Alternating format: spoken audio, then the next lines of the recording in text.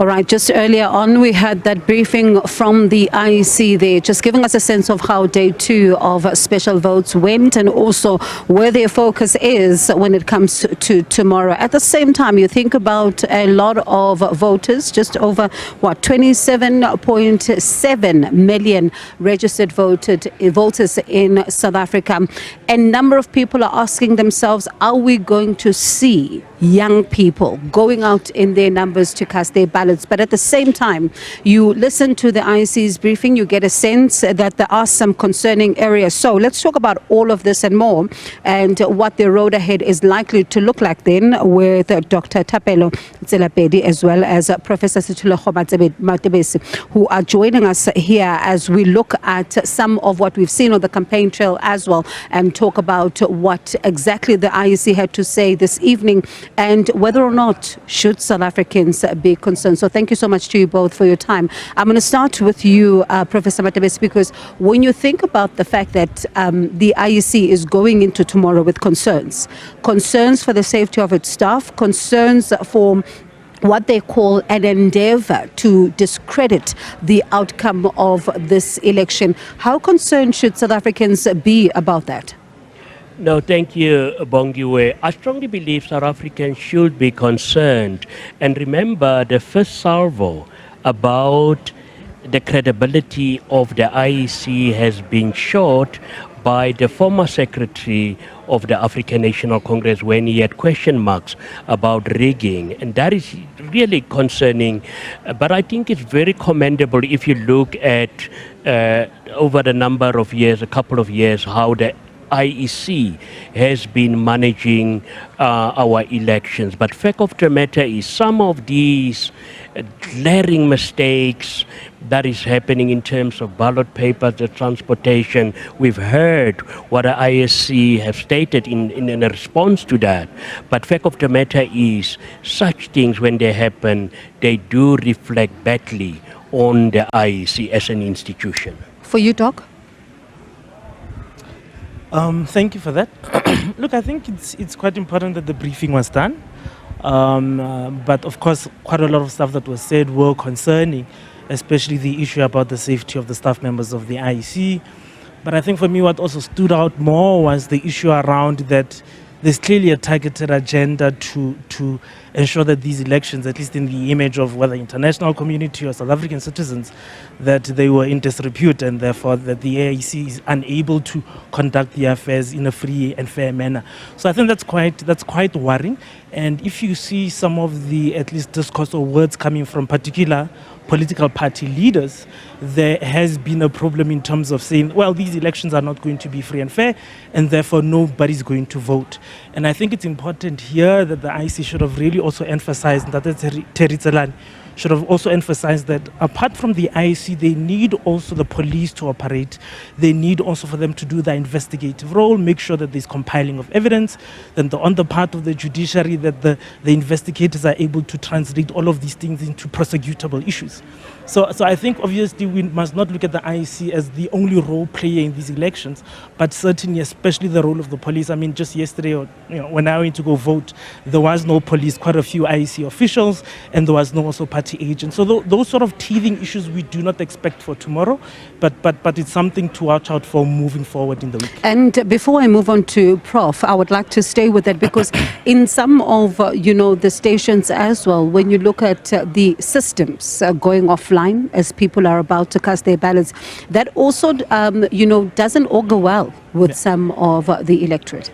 Yeah, no, I agree. I mean, you'd expect these sort of teething issues to be something 5-10 years ago, in fact, if not earlier, and not these sort of things. Yes, it's a new election in the sense that there is now a regional ballot, there's a regional voting aspect there, but I don't think we should be having these sort of problems, and it doesn't certainly bode well, especially again, given the context of certain political parties wanting to ensure that these elections are not free and fair.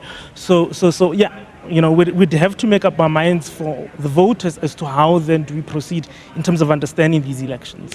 Prof, there's another question that arose from the floor by some of the journalists. Again, very tough questions to Janet Love, who's the commissioner there, and the IEC saying that if there's proof of some of what she's being accused of, it's important for these matters to end up in the courts. And we know that this, of course, relates to some of those complaints by candidates in the DRC. And I wonder how seriously should the commission also be taking this. I do hear them when they talk about the courts, but how seriously should they be viewing this? Well, some of the challenges that we're facing now in terms of the IEC, it's really unfortunate, but because they are long-standing issues with each election, you are bound to find these challenges. One of the problems is the IEC is making use of people, and I don't know whether they will, in any case, have an alternative way to deal with that. You've got a presiding officer which is partisan. You've got people who are highly involved in politics in a certain district or voting station. That in itself is problematic, but it's going to be a huge challenge for the IEC to try and find alternative means, because the question will be, do we have South Africans who are not actively involved in politics? And that is a problem. But this whole notion, I could also sense when the IEC was responding to some of the questions, it's almost like it's standard procedure to respond to the media. No, we will deal with that, but you should also understand. But fact of the matter is, these are isolated issues, but they do have the potential to cause huge reputational damage, not only for the IEC, but also on the country, to say the international eyes is cast upon South Africa to say, how do we manage our affairs? And Prof, how then do, the IEC officials ensure that, young people go out there to cast their ballots tomorrow? Because they have been saying, there's targeted messaging, but also at the same time, we're seeing some political parties also, relying on influencers, as they call them.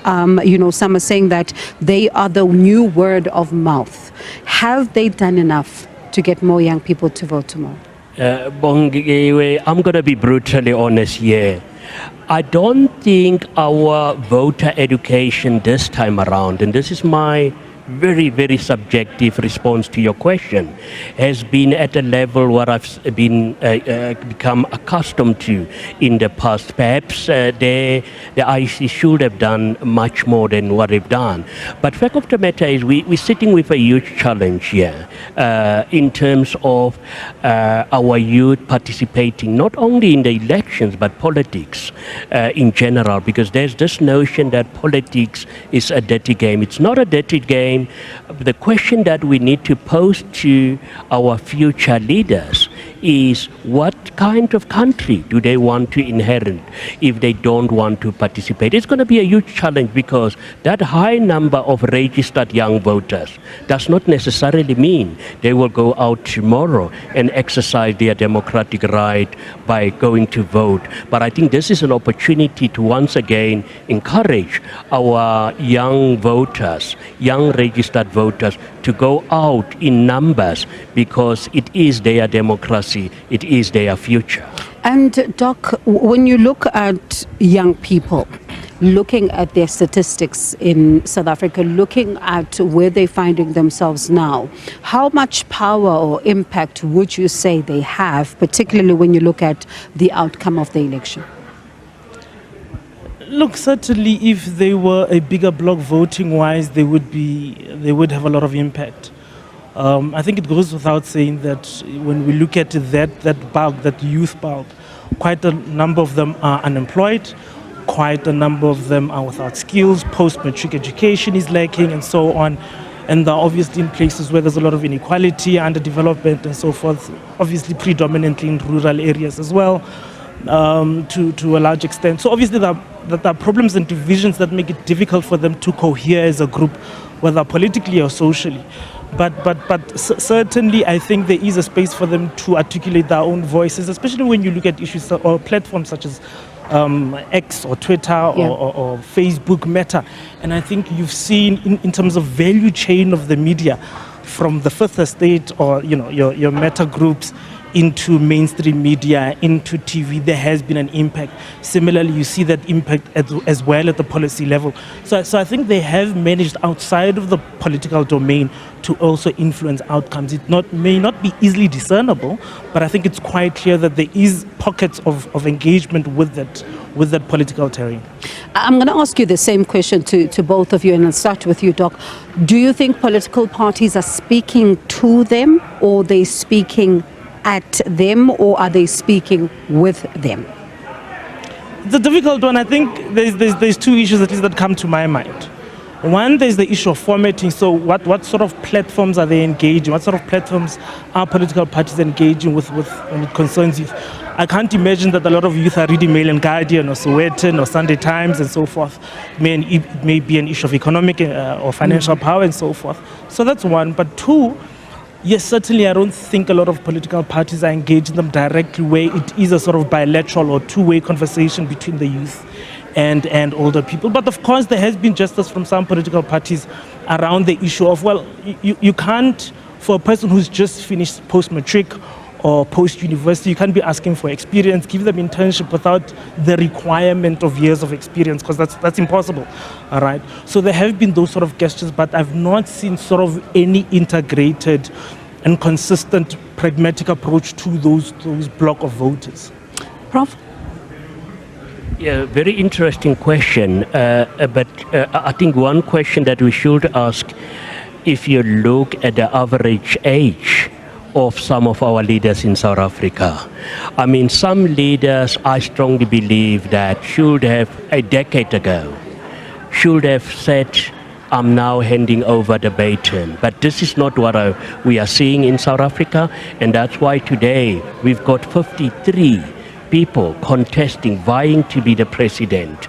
And if you've got a situation like that, what message are you sending to the youth of this country? So for me, in short, they are not speaking with them, they're speaking about them, but I don't think they are active participants in the narrative that is being advanced by current leaders. So let's look at the ANC, Prof, for example. I mean, they've been in, government for 30 years now, and you look at the fact that, at each and every single conference, they're talking about also lately even the issue of a generational mix. Is that something that they've been able to do? Yeah, well, it's the same with gender representation. They've done well in that instance during the last elective conference, where we've seen some women have made strides in that regard. But I strongly believe that the ANC is still far off in terms of the targets that they themselves have set for themselves. And remember, the ANC is every time stating that it is the leader of society. And if you've got a party like that who's not setting an example, the question is whether can we expect that from other parties. But there is room for improvement for the African National Congress. But another problem, very briefly, Bungan, is that we're sitting with a problem where when the youth of today are getting opportunities, instead of crafting their own route, they are actually emulating the current leaders, and that is a huge problem. That is actually taking away from the future that they want. Doc, you're nodding. Yeah, no, I mean, what came to mind is that other political parties are doing well when it comes to this. I mean, you can look at the DA and its ability to have created a pipeline for young people, first starting off as spokespersons at the provincial and national level, getting into parliament, and then making sure that they get into sort of strategic, operational, and sort of political roles. So that's been quite clear, together with some other formations like the EFF. They've got a windfall from the Fees Must Fall activists as well. So they've been able to get a lot of young people into positions of power. I don't think that's the case for the ANC. I think it struggled with that. There is no sort of systematic way of getting levels or getting people who are young strategically into the ANC, whether party level or government. And I think sometimes they play with words around, but which generation are we talking about? And young seems to be people who are 40 plus. And when you look at the IFP? IFP, I'm not quite so sure. There has been, of course, a change in power, a change in representation, so that's good. But I think for a long time, there has not been any sort of looking at what sort of leadership young people that you can bring into the IFP. But I think with the change in leadership, that's been good. Again, the problem with the IFP is that you're only seeing one face. You don't see quite a lot of people who represent IFP interests. So I think it would be good if they're able to use different formations, whether at the regional, provincial, or national level, different people who are able to articulate IFP policy. In that way, I think we could have a sounder discussion about the young people's involvement in the party. Prof, would you agree with this assertion that if you were to see more people, maybe for example in a party like the IFP, who are representing the party, it might be able to speak to a lot more other people other than its traditional supporter base? Yeah, well, it's possible, but one huge problem that I had with the IFP, and may the soul of their former leader rest in peace, is that if you've got a party that is using that tactic, the question is, yet again, and it speaks to what you have just raised here about leadership, the question is, don't they have capable leaders who can be able to be the face of the party? But I strongly believe that a party like a very strong IFP can set the tone in terms of a peaceful situation in KwaZulu-Natal. So when then you look at, some of the messaging, even post the election, about young people, how then do, the political parties, civic organizations and everyone make sure that they get involved? Because it's a lot of conversations that are taking place, but they simply aren't coming to the table. Yeah, the problem with us in South Africa is that we only became awake about these particular issues 6 months before any elections. And I strongly believe that they should become part of the DNA, not only of the only of political parties, but also civil society organizations and perhaps also tertiary institutions where we need to be actively involved, and it should be an issue that we constantly debate and not on the eve of the elections, because that is why many political parties are being blamed about their civic engagement exercises. Quite interesting. Let me thank you both for your time. Certainly interesting insights there. Those were political analysts, Dr. Thapelo Tselapedi and Professor Sethuleho Matsebisi.